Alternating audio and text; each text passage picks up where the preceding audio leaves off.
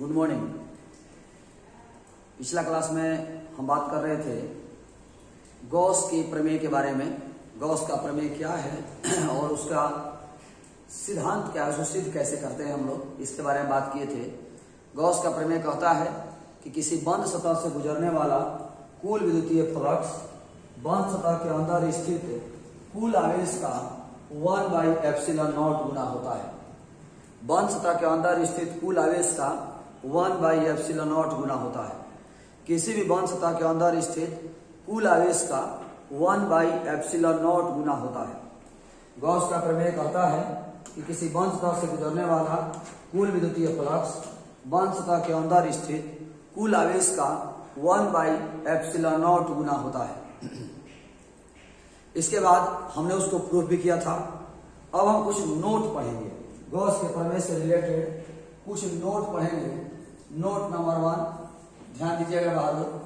जैसे आपने फ्लक्स का सूत्र देखा, फाई बराबर 1/ε0 इंटू क्यू। फाई बराबर 1/ε0 इंटू क्यू। तो क्यू का मान जब प्लस रखेंगे तो फाई का मान प्लस में आएगा, क्यू का मान माइनस रखेंगे तो फाई का मान माइनस में आएगा। क्यू का मान यदि प्लस में रखते हैं तो फाई का मान प्लस में आएगा, क्यू का मान माइनस में रखते हैं तो फाई का मान माइनस में आएगा। यानी फ्लक्स का मान धनात्मक और ऋणात्मक दोनों होता है। तो नोट नंबर 1 यही है, विद्युत फ्लक्स का मान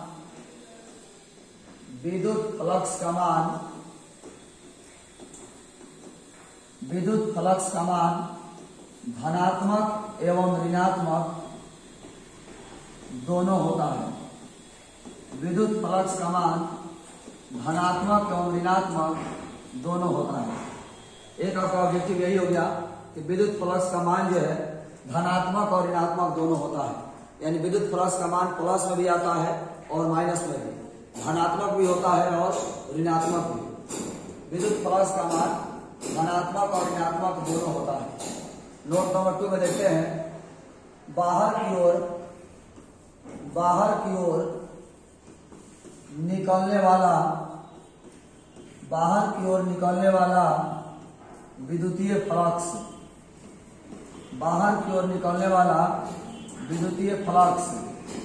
धनात्मक होता है। बाहर की ओर निकलने वाला विद्युतीय फ्लक्स धनात्मक होता है। बाहर की ओर निकलने वाला विद्युतीय फ्लक्स धनात्मक होता है। तीसरा पॉइंट में देखते हैं, अंदर की ओर प्रवेश करने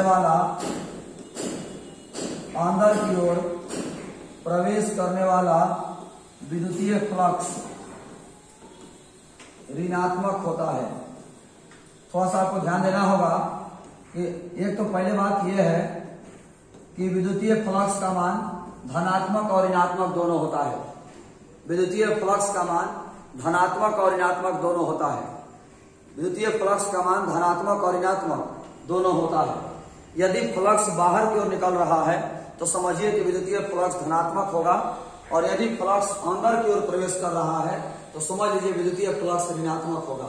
यानी बाहर की ओर निकलने वाला विद्युतीय फ्लक्स धनात्मक और अंदर की ओर प्रवेश करने वाला विद्युतीय फ्लक्स ऋणात्मक होता है। बाहर की ओर निकलने वाला विद्युतीय फ्लक्स प्लस में होगा और अंदर की ओर प्रवेश करने वाला विद्युतीय फ्लक्स माइनस में होगा। इसको बहिर्गत, इसको अंतर्गत, इसको बहिर्मुखी, इसको अंतर्मुखी भी कहते हैं। अंदर की ओर मतलब अंतर्मुखी, बाहर की ओर मतलब बहिर्मुखी, बहिर्गत मतलब बाहर की ओर, अंतर्गत मतलब अंदर की ओर। ये आपके 3 पॉइंट हुए। चौथा पॉइंट देखिएगा, पहले तो आप इस पॉइंट को समझ लेते हैं। फाई बराबर 1/ε0 इंटू क्यू। फाई बराबर 1/ε0 इंटू क्यू। क्यू क्या है? आवेश। क्यू क्या है? आवेश। कौन सा आवेश? तो बंद सतह के अंदर के कुल आवेश। क्यू क्या है? आवेश। कौन सा आवेश? बंद सतह के अंदर के कुल आवेश।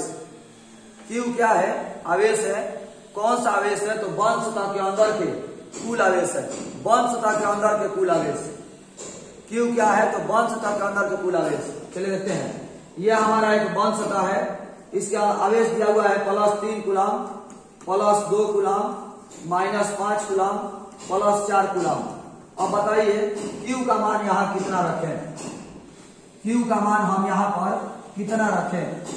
Q क्या है तो आवेश है, कौन सा आवेश तो वन सतह के अंदर के कुल आवेश। तो Q का मान यहाँ कितना बैठाएंगे तो वन सतह के अंदर में दो ही को है ना, बाकी सब तो बाहर है। वन सतह के अंदर में केवल दो ही आवेश है, तो +3 और +2 +5 कूलम। Q का मान रखेंगे +5। हमें यही ध्यान देना है Q क्या है आवेश, कौन सा आवेश वन सतह के अंदर के कुल आवेश। तो वन सतह के अंदर दो ही को आवेश है, इसीलिए दो ही को आवेश हमने रखा है। यदि हमारा वन सतह के अंदर में कोई आवेश ना हो, ऐसा दिया गया हो इसके अंदर में कोई आवेश नहीं है, तो हम यहाँ पर Q का मान 0 रखेंगे बहादुर। Q का मान 0 रखेंगे तो फाई का मान कितना आया 0। यदि वन सतह के अंदर में कोई आवेश ना हो तो फाई का मान कितना आया 0 आया।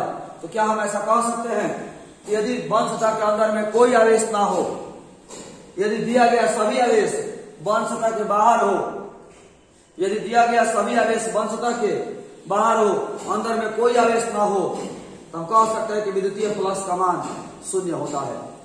यदि दिया गया आवेश वन सतह के बाहर में हो, वन सतह के अंदर में कोई आवेश ना हो, यदि दिया गया आवेश वन सतह के बाहर हो, वन सतह के अंदर में कोई आवेश ना हो, तो वन सतह से गुजरने वाला कुल विद्युतीय फ्लक्स का मान 0 होता है, ऐसा हम कह सकते हैं।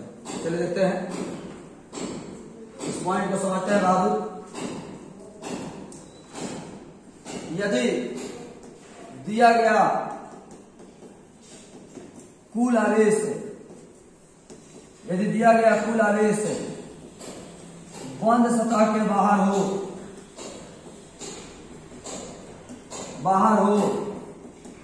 बंद सतह के अंदर,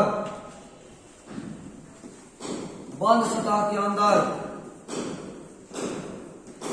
कोई आवेश ना हो, यदि दिया गया कुल आवेश वन सतह के बाहर हो, वन सतह के अंदर कोई आवेश न हो, तो बंद सतह से गुजरने वाला, बंद सतह से गुजरने वाला, बंद सतह से गुजरने वाला कुल विद्युतीय फ्लक्स,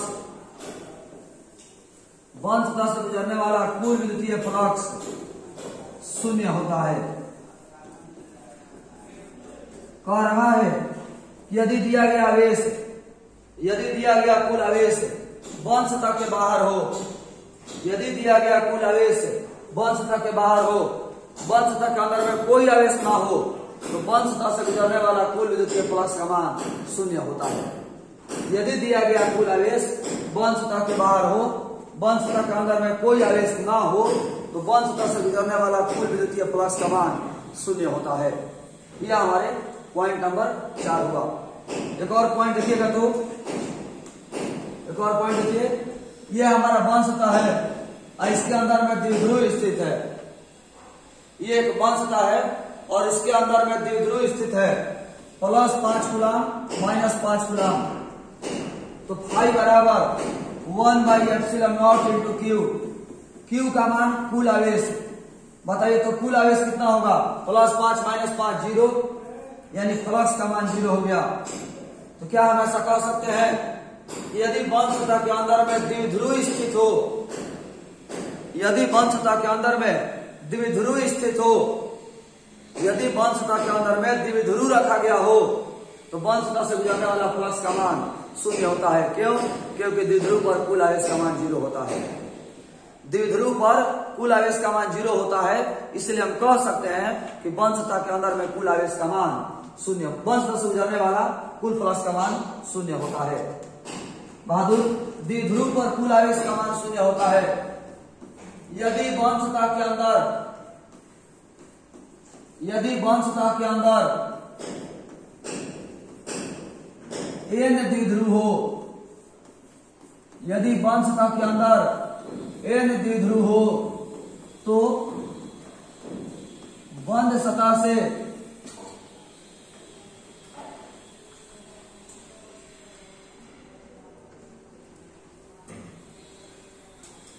बहादुर, आपने देखा कि यदि बंद सतह के अंदर में n द्विध्रुव हो, बंद सतह के अंदर में n द्विध्रुव हो, तो बंध सतह से गुजरने वाला कुल विद्युतीय फ्लक्स का मान शून्य होगा। क्यों? क्योंकि द्विध्रुव पर कुल आवेश का मान शून्य होता है। क्योंकि द्विध्रुव पर कुल आवेश का मान शून्य होता है। कहीं भी टर्म बहादुर मिल जाए, कहीं भी दिख जाए, बोले तो आप ये समझिए कि विद्युत फ्लक्स का मान धनात्मक और ऋणात्मक दोनों होता है। विद्युत फ्लक्स का मान धनात्मक भी होगा और ऋणात्मक भी होगा। विद्युत फ्लक्स का मान धनात्मक और ऋणात्मक दोनों होता है। विद्युत फ्लक्स का मान जब धनात्मक होगा तो विद्युतीय बल रखा जो है या विद्युतीय फ्लक्स जो है बाहर की ओर निकलेगा। यदि विद्युतीय फ्लक्स ऋणात्मक होगा तो विद्युत बल रेखा अंदर प्रवेश करेगा। यदि कोई भी आवेश, दिया गया आवेश बंध सतह के बाहर में हो, यदि दिया गया आवेश बंध सतह के बाहर में हो, कोई आवेश बंध सतह के अंदर ना हो, तो गुजरने वाला कुल विद्युतीय फ्लक्स का मान शून्य होता है। गुजरने वाला कुल फ्लक्स का मान शून्य होता है।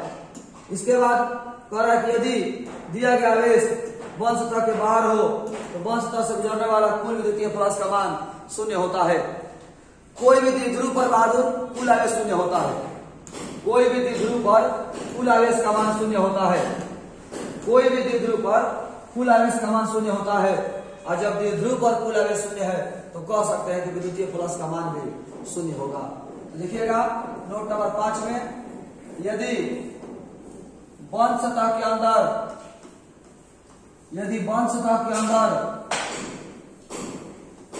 n द्विध्रुव स्थित हो, यदि बंध सतह के अंदर n द्विध्रुव स्थित हो तो बंध सतह से गुजरने वाला, यदि बंध सतह के अंदर n द्विध्रुव स्थित हो तो बंध सतह से गुजरने वाला कुल विद्युतीय फ्लक्स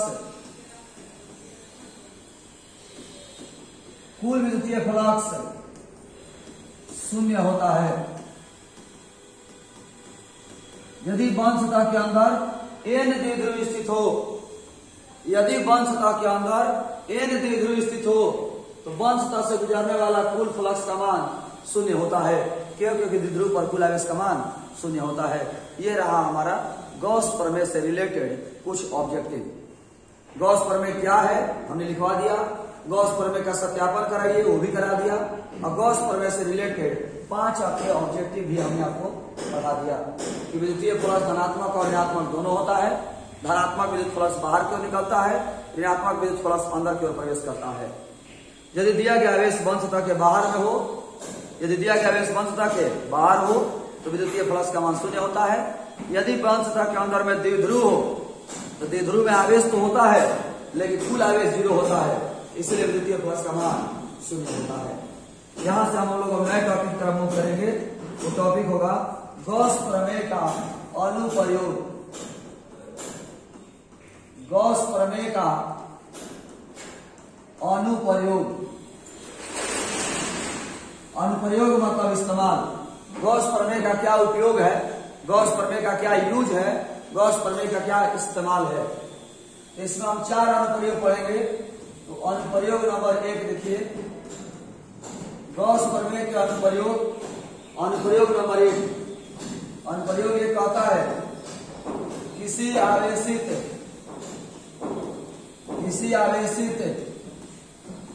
खोखले गोलीय चालक, किसी आवेशित खोखले गोलीय चालक के कारण किसी बिंदु पर, किसी आवेशित खोखले गोलीय चालक के कारण किसी बिंदु पर विद्युत तीव्रता का समीकरण प्राप्त करें। किसी आवेशित खोखले गोलीय चालक के कारण किसी बिंदु पर विद्युत तीव्रता का समीकरण प्राप्त करें। किसी आवेशित खोखले गोलीय चालक के कारण किसी बिंदु पर विद्युत तीव्रता का समीकरण प्राप्त करें। यह अनुप्रयोग 1 है। गॉस प्रमेय के अनुप्रयोग, अनुप्रयोग नंबर 1, किसी आवेशित खोखले गोलीय चालक के कारण किसी बिंदु पर विद्युत तीव्रता का समीकरण प्राप्त करें। इसमें आपका 3 केस है। जब दिया गया बिंदु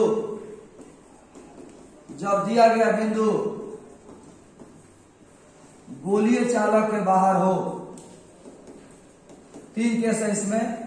जब दिया गया बिंदु गोलीय चालक के बाहर हो, जब दिया गया बिंदु गोलीय चालक के बाहर हो, जब दिया गया बिंदु गोलीय चालक के सतह पर हो, जब दिया गया बिंदु गोलीय चालक के अंदर हो। 3 केस है इसमें। जब दिया गया बिंदु गोलीय चालक के सतह पर हो, जब दिया गया बिंदु गोलीय चालक के बाहर हो, जब दिया गया बिंदु गोलीय चालक के भीतर हो। ये 3 केस है। ये हमारे गॉस प्रमेय के अनुप्रयोग नंबर 1 में। किसी आवेशित खोखले गोलीय चालक, एक खोखला गोलीय चालक बनाएंगे जो जिस पर आवेश होगा, उस आवेश के कारण या उस गोलीय चालक के कारण हम किसी बिंदु पर विद्युत तीव्रता बनाएंगे या विद्युत तीव्रता निकालेंगे। चलिए देखते हैं।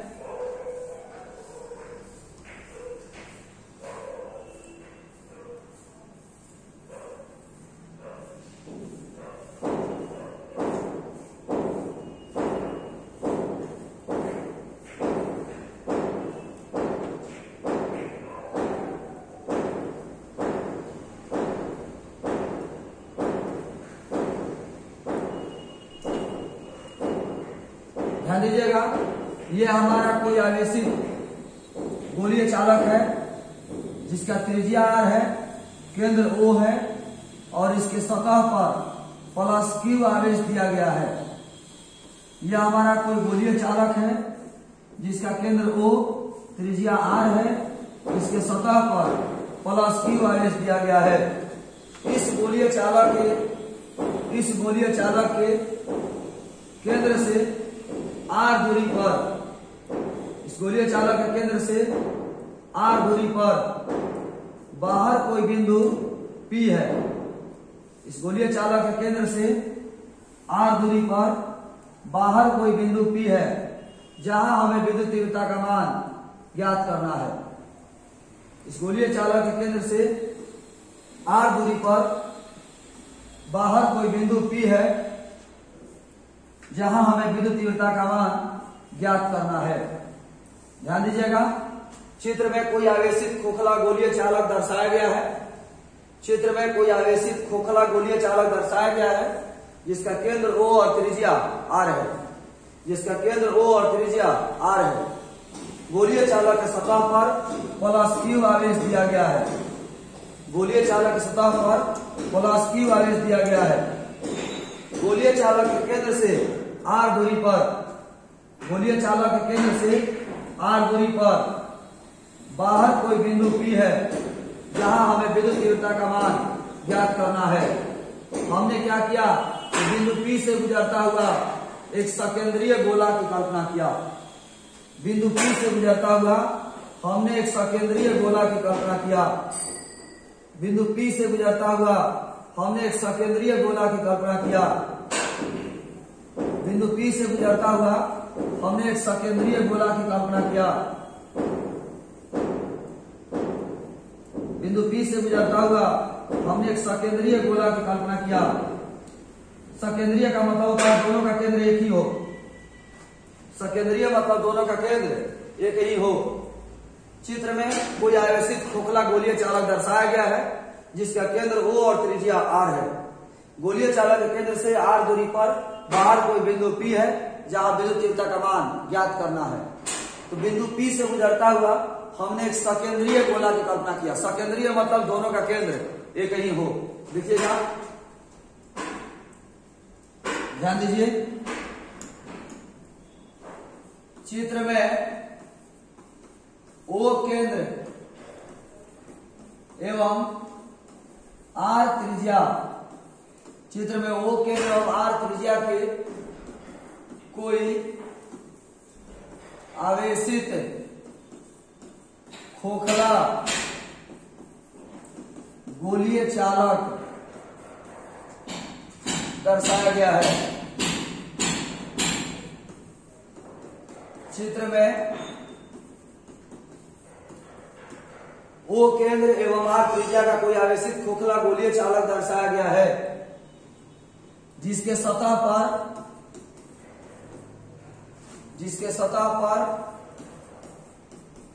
प्लस Q आवेश दिया गया है। जिसके सतह पर प्लस Q आवेश दिया गया है। केंद्र से R दूरी पर बाहर कोई बिंदु, केंद्र से r दूरी पर बाहर कोई बिंदु P है जहां विद्युत तीव्रता का मान ज्ञात करना है। केंद्र से r दूरी पर बाहर कोई बिंदु P है जहां विद्युत तीव्रता का मान ज्ञात करना है। चित्र में O केंद्र एवं R त्रिज्या का कोई आवेशित खोखला गोलीय चालक दर्शाया गया है जिसके सतह पर प्लस Q आवेश दिया गया है। केंद्र से R दूरी पर कोई बिंदु P है जहां विद्युत तीव्रता का मान ज्ञात करना है। बिंदु माना बिंदु P से गुजरता हुआ, बिंदु P से गुजरता हुआ एक सकेंद्रीय गोला, सकेंद्रीय मतलब दोनों का केंद्र एक ही हो, सकेंद्रीय गोला की कल्पना किया। बिंदु P से गुजरता हुआ एक सकेंद्रीय गोला की कल्पना किया। बिंदु P से गुजरता हुआ एक सकेंद्रीय गोला की कल्पना किया। डायग्राम में जो भी चीजें हैं वही बातें वहां लिखवाई गई हैं। चित्र में O केंद्र एवं R त्रिज्या का कोई आवेशित खोखला गोलीय चालक दर्शाया गया है जिसके सतह पर प्लस Q आवेश दिया गया है। केंद्र से R दूरी पर बाहर कोई बिंदु P है जहां विद्युत तीव्रता का मान ज्ञात करना है। बिंदु P से गुजरता हुआ एक सकेंद्रीय गोला की कल्पना किया। बिंदु P से गुजरता हुआ एक सकेंद्रीय गोला की कल्पना किया। चूंकि प्रत्येक आवेशित चालक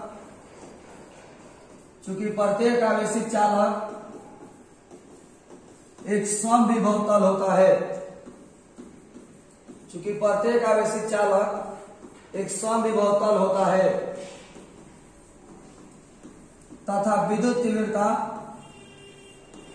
चूंकि प्रत्येक आवेशित चालक एक समविभव तल होता है तथा विद्युत तीव्रता सतह के लंबवत होती है। चूंकि प्रत्येक आवेशित चालक एक समविभव तल होता है तथा विद्युत तीव्रता समविभव तल के लंबवत होता है। ये लाइन आपको सेकंड चैप्टर में पढ़ाएंगे हम। जब एनसीईआरटी का चैप्टर नंबर 2 पढ़ाएंगे तो बताएंगे कि समविभव तल क्या है और विद्युत तीव्रता लंबवत कैसे हुआ। प्रत्येक आवेशित चालक एक समविभव तल होता है और विद्युत तीव्रता समविभव तल के लंबवत होती है। ये कैसे हुआ, क्या हुआ, इसके बारे में हम जो है आपको सेकंड चैप्टर में बताएंगे। चलिए ध्यान दीजिएगा। माना बाहरी गोलीय चालक से गुजरने वाला कुल विद्युतीय फ्लक्स, बाहरी गोलीय चालक से गुजरने वाला कुल विद्युतीय फ्लक्स बराबर फाई बराबर E इंटू DA cos थीटा। फाई बराबर E का मान निकालना है। अब बाहरी गोलीय चालक का क्षेत्रफल 4 पाई r स्क्वायर, बाहरी गोला का क्षेत्रफल 4 पाई r स्क्वायर और cos थीटा का मान 0 डिग्री। कैसे? तो विद्युत तीव्रता सतह के लंबवत है और क्षेत्रफल भी सतह के लंबवत है। जैसे विद्युत तीव्रता सतह के लंबवत हो गया और क्षेत्रफल भी सतह के लंबवत हो गया। देखिए विद्युत तीव्रता सतह के लंबवत है और क्षेत्रफल भी सतह के लंबवत है, दोनों एक ही दिशा में हो गया। थीटा का मान 0 डिग्री। फाई बराबर E इंटू 4 पाई r स्क्वायर इंटू 1। फाई बराबर E इंटू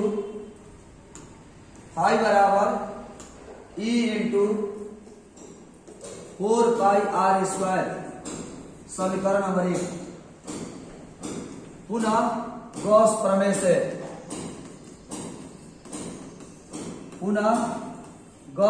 से, गॉस प्रमेय कहता है फाई बराबर 1 by epsilon not into Q.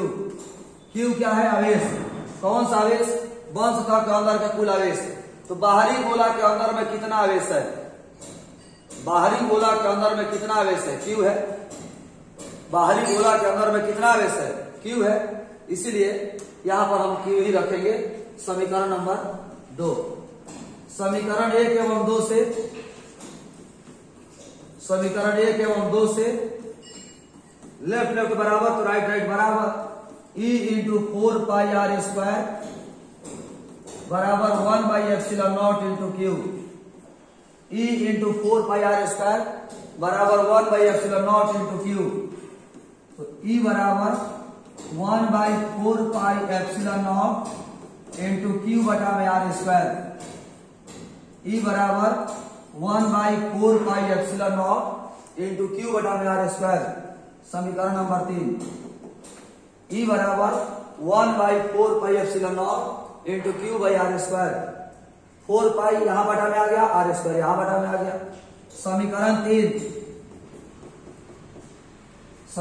3 आवेशित खोखले गोलीय चालक। समीकरण 3 आवेशित खोखले गोलीय चालक के कारण बाहर किसी बिंदु पर विद्युत तीव्रता का समीकरण है। विद्युत तीव्रता का समीकरण है। आवेशित खोखले गोलीय चालक के कारण बाहर किसी बिंदु पर विद्युत तीव्रता का समीकरण है। आवेशित खोखले गोलीय चालक के कारण बाहर किसी बिंदु पर विद्युत तीव्रता का समीकरण है। चित्र में वो केंद्र और आर त्रिज्या का कोई आवेशित खोखला गोलीय चालक दर्शाया गया है। इसके सतह पर Q आवेश है। केंद्र से आर दूरी पर बाहर कोई बिंदु P है जहां विद्युत तीव्रता का मान ज्ञात करना है। बिंदु P से गुजरता हुआ एक सकेंद्रीय गोला की कल्पना किया।